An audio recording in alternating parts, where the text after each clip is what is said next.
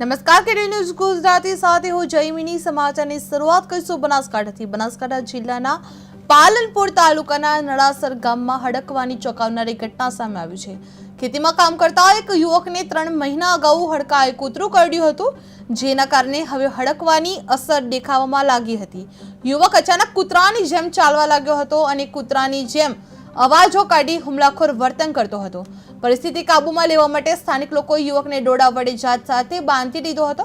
જ્યાં ઘટનાની જાણ થતાં ગ્રામજનો દ્વારા પોલીસને જાણ કરવામાં આવી હતી, જેને પગલે પોલીસે ઘટના સ્થળે પહોંચી બાદમાં યુવકને 108 એમ્બ્યુલન્સ મારફતે સારવાર અર્થે પાલનપુર સિવિલ હોસ્પિટલ ખાતે ખસેડવામાં આવ્યો હતો। આ ઘટનાને લઈને સમગ્ર વિસ્તારમાં ભય અને ચિંતા વ્યાપી ગઈ હતી। જે પાલનપુરમાં હડકવાની ચોંકાવનારી ઘટના સામે આવી હતી, જે કૂતરું કરડ્યા બાદ યુવક પર અસર જોવા મળી હતી। જે યુવક કૂતરાની જેમ વર્તન કરતો હતો, લોકોએ દોડા વડે જાડે બાંધી ચૂક્યો હતો અને યુવકને સિવિલ હોસ્પિટલ ખાતે ખસેડવામાં આવ્યો હતો।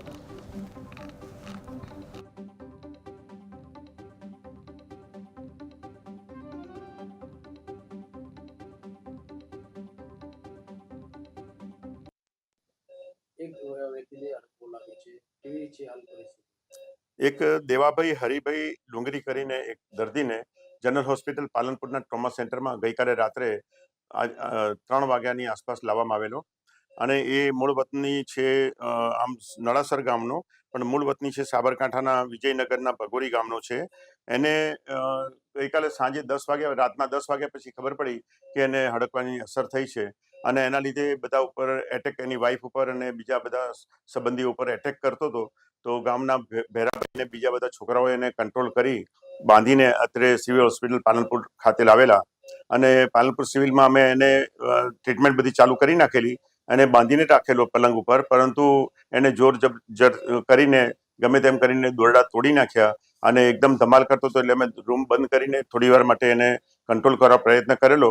પાલનપુરના અમારા ચેરમેન છે પીજે ચૌધરી સાહેબને જાણ કરી, એમણે ફોરેસ્ટ ડિપાર્ટમેન્ટમાં જાણ કરી, પોલીસને જાણ કરી, પોલીસ પણ અત્યારે હાજર છે અને ફોરેસ્ટ ડિપાર્ટમેન્ટના લોકોને પણ અમે બોલાવવા પ્રયત્ન કરેલો, પરંતુ એને જો અમે પેલું જે જંગલી પ્રાણીઓને કંટ્રોલ કરવા માટેનું ડાર્ટ ઇન્જેક્શન આપવા માટે પણ વિચાર કરેલો, પરંતુ એ ડાર્ટ ઇન્જેક્શનથી ક્યારેક માણસ મરી જતું હોય છે। એટલે અમને એનો જરા થોડું વિચાર કરીને એના જે સગાએ એને બારીના સળિયા સાથે બાંધી દીધો, પછી અમે એને ઇન્જેક્શન આપીને સિડેશનમાં લઈ લીધો અને કંટ્રોલ કરીને અત્યારે એની ટ્રીટમેન્ટ ચાલુ કરી નાખી છે।